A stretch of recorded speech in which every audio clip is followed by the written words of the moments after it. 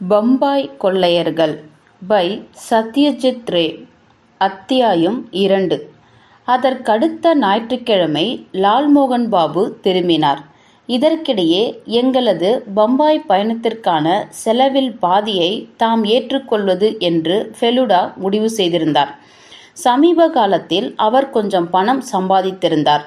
அவர் மேற்கொண்டு துப்பறியும் வழக்குகளில் மட்டுமின்றி எழுதுவதன் மூலமாகவும் இந்த வருமானம் அவருக்கு வந்திருந்தது. கடந்த மாதங்களில் 19ஆம் நூற்றாண்டின் மிகவும் புகழ்பெற்ற பயண கலைஞர்கள் எழுதிய பயண நூல்களில் 2ஐ ஆங்கிலத்தில் இருந்து அவர் மொழிபெயர்த்திருந்தார். அதற்கு முன்பணமும் அவருக்கு கொடுக்கப்பட்டிருந்தது. அவரது ஓய்வு நேரங்களில் எழுதுவதை நான் பார்த்திருக்கிறேன். இப்பொழுதுதான் முதன்முறையாக மிகுந்த தீவிரத்துடன் இந்த வேலையை அவர் செய்திருந்தார். ஃபெலுடா செலவை பங்கிட்டு கொள்ள முன் வந்ததை லால்மோகன் பாபு முற்றிலும் நிராகரித்து விட்டார். உங்களுக்கு பைத்தியமா என்ன என்று கேட்டார் அவர். எழுதுவதை பொறுத்தவரையில் நீங்கள்தான் எனக்கு குரு எல்லாமே. உங்களுக்கான செலவை நான் பார்த்து கொள்கிறேன் என்றால் அது எனது நன்றி கடனை தெரிவிக்கத்தான். அதை நான் உங்களுக்கு கொடுக்கும் கட்டணமாக கூட வைத்துக் கொள்ளலாம். இவ்வாறு சொல்லிக்கொண்டே அவரது பாக்கெட்டில் இருந்து 2 விமான டிக்கெட்டுகளை எடுத்து டேபிள் மீது வைத்தார். செவ்வாய்க்கிழமை காலை 10:45க்கு விமானம் புறப்படுகிறது. 1 மணி நேரத்துக்கு முன்னால் நீங்கள் அங்கே இருக்க வேண்டும். நான் உங்களை விமான நிலையத்தில் சந்திக்கிறேன். படப்பிடிப்பு எப்பொழுது துவங்குகிறது? வியாழக்கிழமை இறுதி காட்சியிலிருந்து அவர்கள் துவங்குகிறார்கள். அதுதான் குதிரை, கார், ட்ரெயின் ஆகியவை அடங்கிய காட்சிதான். உங்களுக்கு தான் நினைவிருக்குமே. லால்மோகன் பாபு இன்னொரு தகவலையும் எங்களிடம் சொன்னார். ஃபெலு பாபு, நேற்று மாலை ஆர்வத்தை தூண்டக்கூடிய ஒன்று நடந்தது. கல்கத்தாவில் இருக்கும் ஒரு திரைப்பட தயாரிப்பாளர் என் வீட்டிற்கு வந்திருந்தார். தர்மதலாவில் அவரது ஆபீஸ் இருப்பதாக தெரிவித்தார். எனது பம்பாய் கொள்ளையர்கள் கதையை படமாக்க விரும்புவதாக அவர் தெரிவித்தார். ஹிந்தி படங்களை போன்ற அதே விஷயங்களை காட்டவில்லை என்றால் எந்த வங்காளி படமும் வெற்றி பெறுவதற்கான வாய்ப்பே இல்லை. எனது கதை ஏற்கனவே விற்றுவிட்டது என்று அவரிடம் சொல்ல வேண்டியிருந்தது. அது அவருக்கு மிகுந்த ஏமாற்றத்தை தந்தது. இதையும் கேளுங்களேன், அவர் அந்த புத்தகத்தை படிக்கவில்லையாம். அவரது உறவு பையன் ஒருவனிடம் இருந்து அந்த கதையை பற்றி கேள்விப்பட்டாராம். பம்பாயை நேரில் பார்க்காமலேயே அந்த கதையை நான் எழுதினேன் என்பதை அறிந்ததும் அவர் மிகுந்த ஆச்சரியமடைந்தார். பெலுமித்தரின் வழிகாட்டுதல் இல்லாமல் மரே கம்பெனியின் இந்தியாவிற்கான வழிகாட்டி நூலின் துணை இல்லாமல் அதை நான் முடித்திருக்க முடியாது என்று அவரிடம் நான் சொல்லவில்லை. வங்காளியா அவர்? ஆமாம், சன்யால். அவரது பேச்சு கொஞ்சம் வேறு விதமாகத்தான் இருந்தது. ஜபல்பூரில் வளர்ந்ததாக கூறினார். அவர் ஒரு சென்ட் போட்டிருந்தார் பாருங்கள். என் மூக்கே போய்விட்டது என்று கூறிவிடலாம். எப்படி ஒரு ஆண் இப்படி சென்ட் போட முடியும் என்றுதான் எனக்கு தெரியவில்லை. எப்படி இருந்தாலும் நான் பம்பாய் போகிறேன் என்று கேள்விப்பட்டதும் ஒரு முகவரியை கொடுத்தார். அவரது நண்பராம். அவர் நன்றாக உதவி செய்வார் என்றும் கூறினார். தேவைப்பட்டால் அவரை தொடர்பு கொள்ளலாம் என்றும் கூறினார். டிசம்பரில் கல்கத்தாவில் நல்ல குளிர் அடிக்க வாய்ப்புண்டு என்ற போதிலும் பம்பாய் ஓர் அளவிற்கு கதகதப்பாகத்தான் இருக்கும் என்று நான் கேள்விப்பட்டிருக்கிறேன். எனவேதான் குளிர்கால உடைகள் எதையும் எடுத்துக்கொள்ளும் அவசியமில்லாமல் போயிற்று. எங்களுக்கு தேவையான அனைத்தும் 2 சிறிய சூட்கேஸுகளிலே அடங்கிவிட்டது. செவ்வாய்க்கிழமை நான் கண் விழித்த போது எல்லாமே மூடுபனியில் மறைந்திருந்தது. எங்கள் எதிர் வீடு கூட லேசாகத்தான் தெரிந்தது. அடக்கடவுளே, எங்கள் விமானம் சரியான நேரத்திற்கு புறப்பட்டு விடுமா? ஆனால் விசித்திரமாக காலை 9 மணிக்கெல்லாம் மூடுபனி விலகி சூரியன் வெளியே தெரிந்தான். விமான நிலையத்திற்கு செல்லும் VIP சாலை நகரத்தின் மையப்பகுதியை விட அதிகமாக மூடுபனி நிறைந்ததாக காணப்படுவது வழக்கம். இன்றோ அந்த மூடுபனி பெருமளவிற்கு இல்லை. நாங்கள் விமான நிலையத்தை சென்றடைந்த போது விமானம் புறப்படுவதற்கு இன்னும் 50 நிமிடங்கள் தான் இருந்தது. லால்மோகன் பாபு ஏற்கனவே அங்கிருந்தார். அவர் ஏற்கனவே பதிவு செய்துவிட்டார் என்பதை அவரது சட்டை பாக்கெட்டில் துருத்தி கொண்டிருந்த பயண சீட்டு உறுதிப்படுத்தியது. உங்களுக்காக நான் காத்திருக்கவில்லை என்று நீங்க தப்பாக எடுத்துக்கொள்ளாதீர்கள். நீண்ட வரிசை இருந்தது. உடனடியாக பதிவு செய்யவில்லை என்றால் நான் விரும்பிய ஜன்னல் சீட்டு கிடைத்திருக்காது. நான் எச் வரிசையில் இருக்கிறேன். எனக்கு அருகாமையிலே கூட உங்களுக்கு இடம் கிடைக்கலாம். யாருக்கு தெரியும்? கையில் என்ன பாக்கெட் வைத்திருக்கிறீர்கள்? புத்தகம் ஏதாவது வாங்கினீர்களா என்ன என்று ஃபெலுடா விசாரித்தாள். லால்மோகன் பாபுவின் கையில் ஒரு பழுப்பு நிற பாக்கெட் இருந்தது. பம்பாயில் இருக்கும் யாருக்காவது பரிசளிப்பதற்காக அவரது புத்தகம் எதையாவது அவர் எடுத்து வருகிறார் என்றுதான் நான் நினைத்து கொண்டிருந்தேன். அவர் ஃபெலுடாவிற்கு பதிலளித்தார். இல்லை இல்லை, நான் எதுவும் வாங்கவில்லை. சன்யால் ஞாபகம் இருக்குதில்லவா? அவரை பற்றி கூட நான் உங்களிடம் சொன்னேனே. அவர் வந்து இந்த பாக்கெட்டை 10 நிமிடங்களுக்கு முன்னால் என்னிடம் கொடுத்துவிட்டு போனார். உங்களுக்கு ஏதாவது பரிசா? இல்லை, பம்பாய் விமான நிலையத்தில் யாரோ வந்து இதை வாங்கி கொண்டு போவார்கள். எனது பெயரையும் என்னை பற்றிய அடையாளங்களையும் அவர் சொல்லியிருக்கிறாராம். ஆமாம், இது ஒரு புத்தகம்தான். பம்பாயில் இருக்கும் சன்ஹாலின் உறவினர் ஒருவருக்கானது. பின் சற்றே புன்னகைத்தவாறே அவர் கேட்டார், இதில் வீர தீர செயலுக்கான வாசனை எது உங்களுக்கு தெரிகிறதா என்ன? அதை சொல்வது கொஞ்சம் கஷ்டம் லால்மோகன் பாபு என்று பதிலளித்த ஃபெலுடா மேலும் சொன்னார், பாரத் கெமிக்கல் கம்பெனியின் குல்பகூர் சென்ட் வாசனை எல்லாவற்றையும் மூழ்கடித்து விட்டது. அந்த வாசனையை நானும் உணர்ந்தேன். திரு சன்ஹால் போட்டிருந்த சென்ட்டின் வாசனை அவ்வளவு தூக்கலாக இருந்ததால் அவரது பாக்கெட்டும் கூட அந்த வாசனையை சேர்த்து கொண்டிருந்தது. ஆஹா, நீங்க சொல்வது சரிதான். சில நேரங்களில் இது போன்ற பொருட்களை மக்கள் கைமாற்றி தருகிறார்கள். அதாவது தடை செய்யப்பட்ட சட்டவிரோதமான பொருட்களைத்தான் நான் சொல்ல வருகிறேன் என்று சிரித்துக்கொண்டே லால்மோகன் பாபு ஒப்புக்கொண்டார். ஆமாம், அது உண்மைதான்.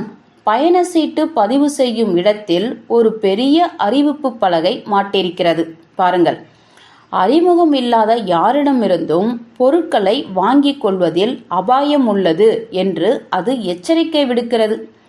ஆனாலும் நடைமுறையில் பார்த்தால் சன்ஹால் முன்பின் தெரியாதவர் அல்ல. அவரது பார்சலில் புத்தகத்தை தவிர வேறெதுவும் இல்லை என்றுதான் நான் நினைக்கிறேன்.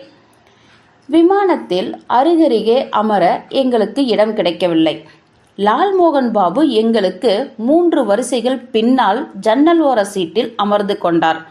பயணமும் எந்தவித அசம்பாவிதமும் இன்றி போய்கொண்டிருந்தது. விமானி கேப்டன் தத்தா நாங்கள் நாக்பூருக்கு லேசாக பறந்து கொண்டிருக்கிறோம் என்று அறிவித்த போதுதான் நான் தலையை திருப்பி பார்த்தேன். லால்மோகன் பாபு தனது இடத்தை விட்டு எழுந்து விமானத்தின் பின்பகுதியை நோக்கி நேராக சென்றார். ஒரு விமான பணிப்பெண் அவரை தடுத்து நிறுத்தி எதிர்பக்கத்தை சுட்டி காட்டினார். லால்மோகன் பாபு திரும்பி நேராக விமானத்தின் முழு நீளத்தையும் கடந்து விமானிகள் இருக்கும் அறையின் கதவை திறந்து உடனேயே வெளியே வந்தார். அவரது முகம் வெட்கத்தால் சிவந்திருந்தது. இறுதியில் இடதுபுறத்தில் இருந்த டாய்லெட் கதவை அவர் கண்டுபிடித்து விட்டார். மீண்டும் அவரது இடத்திற்கு திரும்புவதற்கு முன்பாக என் பக்கம் வந்து என் காதில் கிசுகிசுத்தார். எனக்கு பக்கத்தில் அமர்ந்திருக்கும் ஆளை நன்றாக பார்த்துக்கொள். அவன் ஒரு விமான கடத்தல்காரனாக இருந்தாலும் ஆச்சரியப்படுவதற்கில்லை. மீண்டும் ஒரு முறை தலையை திருப்பி அந்த நபரை பார்த்தேன். அதாவது அதிதீவிர செயல் நடக்காதா என்று லால்மோகன் பாபு ஏங்கவில்லை என்றால் அவர் அருகே அமர்ந்திருப்போரை கடத்தல்காரன் என்று கற்பனை செய்திருக்க மாட்டார். அந்த நபர் மிகவும் பயந்த சுபாவமாகவும் சாந்தமானவராகவும் தான் தெரிந்தார். நாங்கள் சாண்டா குரூஸ் விமான நிலையத்தில் இறங்கிய போது அந்த பழுப்பு நிற பாக்கெட்டை லால்மோகன் பாபு ஏற்கனவே கையில் எடுத்து வைத்து கொண்டிருந்தார். நாங்கள் விமானத்திலிருந்து வந்திறங்கும் பயணிகளுக்கான பகுதியை அடைந்து சுற்றும் முற்றும் பார்த்தபோதுதான் ஒரு குரல் திடீரென்று கேட்டது. மிஸ்டர் கங்குலி! நாங்கள் வலப்பக்கம் திரும்பி பார்த்தபோது தென்னிந்தியர் ஒருவரை உற்று பார்த்தபடி கருஞ்சிவப்பு டெர்லின் ஷர்ட் அணிந்த ஆள் நின்று கொண்டிருப்பதை பார்த்தோம். அவன்தான் அந்த கேள்வியை கேட்டிருக்க வேண்டும். அந்த தென்னிந்தியர் கொஞ்சம் எரிச்சல் அடைந்தவராக தலையை ஆட்டி மறுத்துவிட்டு அந்த இடத்தை விட்டு நகர்ந்து விட்டார். லால்மோகன் பாபு அந்த சிவப்பு சட்டைக்காரனை நெருங்கினார். ஒரே மூச்சில், நான் தான் கங்குலி, இது மிஸ்டர் சன்ஹால் கொடுத்தது என்றார் அவர். அந்த சிவப்பு சட்டைக்காரன் பாக்கெட்டை வாங்கி கொண்டு தலையை சற்றே தாழ்த்தி நன்றி என்று சொல்லிவிட்டு நகர்ந்தான். கடமை செய்து முடித்தவராக லால்மோகன் பாபு நிம்மதியுடன் கைகளை தட்டிவிட்டு கொண்டார். அரை மணி நேரத்திற்கு பிறகு எங்கள் லக்கேஜ் வந்தது. நாங்கள் அதை எடுத்துக்கொண்ட போது மணி 1:20. நாங்கள் ஓட்டலை அடையும் போது மணி 2 ஆகிவிடும். எங்களை அழைத்துச் செல்வதற்காக புலாக் கோஷ் ஒரு வண்டியை அனுப்பியிருந்தார். வண்டி எண்ணையும் சொல்லியிருந்தார். கரும் பழுப்பு நிறம் கொண்ட ஸ்டாண்டர்ட் வண்டி அது. அதன் டிரைவர் தோற்றத்தில் நல்லவராகவும் உற்சாகமானவராகவும் இருந்தார். அவருக்கு இந்தி ஆங்கிலம் இரண்டுமே நன்றாக பேச தெரிந்திருந்தது. கல்கத்தாவிலிருந்து வரும் முன்பின் அறிமுகம் இல்லாத 3 பேரை அழைத்துச் செல்ல நம்மை அனுப்பியிருக்கிறார்களே என்று அவர் வருத்தப்பட்டதாக தெரியவில்லை. அதற்கு மாறாக லால்மோகன் பாபுவிற்கு அவர் அளித்த சல்யூட்டை பார்க்கும்போது இந்த பொறுப்பு தமக்கு வழங்கப்பட்டதற்காக மிகவும் நன்றி தெரிவிப்பவராகத்தான் தெரிந்தார். நகரத்தில் ஷாலிமார் ஹோட்டலில் எங்களுக்கு அறை ஒதுக்கப்பட்டுள்ளது என்று அவர்தான் எங்களிடம் அறிவித்தார். மாலை 5:30 மணிக்கு புலாக் கோஷல் எங்களை சந்திப்பதாக இருந்தது. இதற்கு இடைப்பட்ட நேரத்தில் எங்கள் விருப்பப்படி அந்த காரை நாங்கள் பயன்படுத்தி கொள்ளலாம். அவரது வழக்கப்படியே நாங்கள் பம்பாய்க்கு வருவதற்கு முன்பாகவே அந்த நகரை பற்றி ஃபெலுடா நிறைய படித்து வைத்திருந்தார். அவரை பொறுத்தவரை நீங்கள் ஒரு இடத்திற்கு போவதற்கு முன்னால் அதை பற்றி ஏதாவது முன்கூட்டியே தெரிந்து கொள்ளாமல் இருந்தால் அந்த நகரை பற்றி உங்களால் முழுமையாக அறிந்து கொள்ள முடியாது. ஒரு மனிதரை பற்றி அவரது தோற்றம், நடத்தை ஆகியவற்றின் அடிப்படையில் மட்டுமின்றி அவரது தனிப்பட்ட வரலாறும் தான் அறிமுகப்படுத்தப்படும். அதே போலதான் ஒரு நகரமும். பம்பாய் நகரத்தின் தோற்றம், தன்மை பற்றி ஃபெலுடாவிற்கு இன்னும் தெரியாதுதான். இருந்தாலும் நாங்கள் தங்கவிருக்கும் ஹோட்டல் கேம்பஸ் கார்னருக்கு அருகே உள்ளது என்பது அவருக்கு தெரியும். நாங்கள் விமான நிலையத்தை விட்டு கிளம்பினோம். வெளியே வந்து நகரத்தை நோக்கிய சாலையில் வண்டி செல்ல துவங்கியவுடன் ஃபெலுடா டிரைவரிடம் சொன்னார், நமக்கு முன்னால் ஒரு டாக்ஸி போகிறதல்லவா, வண்டி எண் MRP 3538, தயவு செய்து அதை பின்தொடருங்கள். என்ன நடக்கிறது இங்கே என்று கேட்டார் லால்மோகன் பாபு. ஏதோ ஒன்றை பற்றி கொஞ்சம் ஆர்வம், அவ்வளவுதான் என்றார் ஃபெலுடா. எங்களது வண்டி ஒரு ஸ்கூட்டரையும் 2 அம்பாஸ்டர் கார்களையும் முந்திக்கொண்டு சென்று ஃபெலுடா சுட்டி காட்டிய அந்த பியட் டாக்ஸிக்கு பின்னால் விரைந்தது. அந்த வண்டியின் பின்னால் இருந்த நபரை கண்ணாடி மூலமாக பார்க்க முடிந்தது. அது சிவப்பு சட்டை அணிந்திருந்த அதே மனிதன்தான். என் இதயம் லேசாக குலுங்கியது. எதுவுமே நடக்கவில்லை. அந்த டாக்ஸியை ஏன் பின்தொடர்ந்து செல்ல வேண்டும் என்று ஃபெலுடா சொல்கிறார் என்று கூட எனக்கு தெரியாது. இருந்தாலும் எனக்கு கொஞ்சம் நடுக்கமாகவே இருந்தது.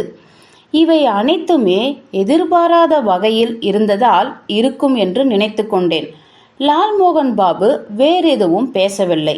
ஏன் இப்படி நடந்து கொள்கிறார் என்று ஃபெலுடாவை விளக்கம் சொல்வதில் பயன் ஏதும் இல்லை என்று அவருக்கு தெரியும். அவரது இந்த நடவடிக்கைக்கான உண்மையான காரணம் என்னவென்று சரியான நேரத்தில் தெரிந்துவிடும். எங்களது டிரைவர் அந்த டாக்ஸியை பின்பற்றி சென்று கொண்டிருந்தார்.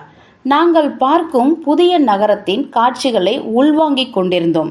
கிட்டத்தட்ட எல்லா சாலைகளுமே இந்தி திரைப்படங்களின் பெரிய விளம்பர பலகைகளும் போஸ்டர்களும் நிரம்பியிருந்ததுதான் எங்கள் அனைவரின் கவனத்தையும் கவர்ந்தது.